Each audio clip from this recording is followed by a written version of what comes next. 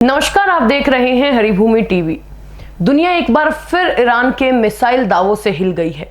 Iran ने चौंकाने वाला दावा किया है कि उसकी नई अंतर महाद्वीपीय बैलिस्टिक मिसाइल 10,000 किलोमीटर की रेंज के साथ लगभग तैयार है। अगर ये दावा सच होता है तो ये मिसाइल वाशिंगटन डीसी और न्यूयॉर्क समेत अमेरिका के पूर्वी तट तक को निशाना बना सकती है। ये केवल एक हथियार का ऐलान नहीं बल्कि वैश्विक शक्ति संतुलन और अमेरिका की राष्ट्रीय सुरक्षा को चुनौती देने वाला एक बड़ा रणनीतिक बदलाव है। ईरानी न्यूज एजेंसी तस्नीम ने 7 नवंबर को एक खबर दी कि ये मिसाइल 10,000 किलोमीटर दूर तक मार करने की क्षमता रखती है। ये खबर सोशल मीडिया प्लेटफॉर्म एक्स पर भी साझा हुई है, जिसने पश्चिमी देशों और उनके रक्षा प्रतिष्ठानों में तुरंत हलचल पैदा कर दी है। हालांकि पश्चिमी देशों ने अभी तक इस दावे की स्वतंत्र रूप से पुष्टि नहीं की है, लेकिन इसकी घोषणा मात्र ही भू राजनीति में एक नया अध्याय खोल देती है। ईरानी रिवॉल्यूशनरी गार्ड्स कोर्प्स यानी IRGC से जुड़े एक वीडियो में इस मिसाइल के बारे में टिप्पणी की गई। वीडियो में मिसाइल साइलों, मोबाइल लॉन्चर और पुरानी लॉन्चिंग की फुटेज दिखाई गई है और ये दावा किया जाता है कि इस मिसाइल का विकास अब पूरा हो चुका है। हालांकि ईरान ने अभी तक 10,000 किलोमीटर की टेस्ट फ्लाइट का कोई वीडियो या कोई स्वतंत्र साक्ष्य जैसे कि सैटेलाइट इमेज दुनिया के सामने पेश नहीं किया है, जिससे इस दावे की सच्चाई संदेह के घेरे में है। ये मिसाइल क्षमता ईरान के लिए एक बहुत बड़ा रणनीतिक बदलाव है। पहले ईरान के नेता और सैन्य प्रमुख अपनी मिसाइलों की रेंज को 2,000 किलोमीटर तक सीमित रखते थे। इस सीमा का सम्मान करके ईरान क्षेत्रीय स्थिरता पर काम करने का संकेत देता था। ये 2,000 किलोमीटर की सीमा खाड़ी देशों, इजराइल और पूर्वी यूरोप के हिस्सों को कवर करती थी। अब 10,000 किलोमीटर के दावे का मतलब है कि अगर ये मिसाइल काम करती है तो ईरान पहली बार अमेरिका के पूर्वी तट जैसे वाशिंगटन डीसी और न्यूयॉर्क को सीधे निशाना बनाने में सक्षम हो जाएगा। ये दावा सीधे तौर पर अमेरिका और नाटो को उनकी रक्षा और चेतावनी प्रणालियों पर आमूलचूल पुनर्विचार करने के लिए मजबूर कर रहा है।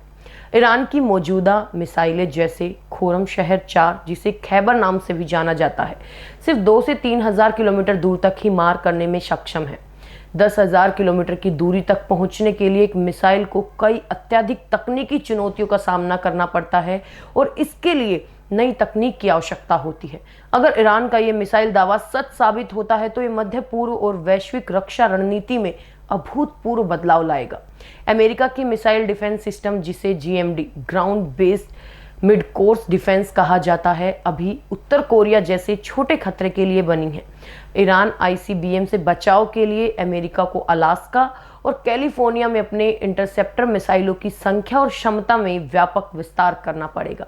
वहीं यूरोपीय देशों को ईरान की तरफ से होने वाले संभावित खतरे को मद्देनजर अपने चेतावनी सिस्टम बढ़ाने होंगे और नाटो की मिसाइल डिफेंस रणनीति में अधिक योगदान देना पड़ेगा। ईरान का रणनीतिक दबदबा कई गुना बढ़ जाएगा। इस मिसाइल की रेंज के कारण इजराइल और खाड़ी देशों पर सीधा और ज्यादा दबाव होगा, जिससे क्षेत्र में अस्थिरता बढ़ सकती है। ये दावा ऐसे समय में आया जब डोनाल्ड ट्रंप के संभावित राजनीतिक पुनरुत्थान की चर्चा है, जिन्होंने पहले ही ईरान परमाणु समझौते को रद्द कर दिया था। ईरान अब खुद को वैश्विक ताकत बताकर ट्रंप प्रशासन को चेतावनी दे रहा है कि यदि वार्ता के दौरान सख्ती बरती गई तो वो अपनी सैन्य शक्ति का प्रयोग करने से पीछे नहीं हटेगा। ईरान पर अंतर्राष्ट्रीय प्रतिबंध हैं और अंदरूनी असंतोष बढ़ रहा है। ऐसे में ये दावा देश की जनता और विरोधियों को एक मजबूत छवि दिखाता है। हालांकि हमें ये भी देखना होगा कि ये दावा कितना सच है। इस दावे के साथ कोई फ्लाइट डेटा ट्रैकिंग या प्रभाव वाली फुटेज जारी नहीं की गई है। इसके वारहेड की ताकत क्या होगी और क्या इसे भविष्य में न्यूक्लियर हथियार के लिए बनाया जाएगा, ये सब अभी स्पष्ट नहीं है। विशेषज्ञ मानते हैं कि ये मिसाइल अभी प्रोटोटाइप हो सकती है या केवल एक राजनीतिक बल्ब भी हो सकता है, लेकिन इस घोषणा का मतलब साफ है। ईरान अब अमेरिका को सीधा निशाना बता रहा है। ईरान का ये ICBM दावा वैश्विक शक्तियों के बीच तनाव बढ़ा रहा है और ये देखना होगा कि अमेरिका और उसके सहयोगी इस नई मिसाइल चुनौती का जवाब कैसे देते हैं, खासकर ट्रंप जैसे नेताओं के संभावित पुनरागमन के समय। आपकी इस खबर पर क्या राय है, हमें कमेंट बॉक्स में जरूर बताएं।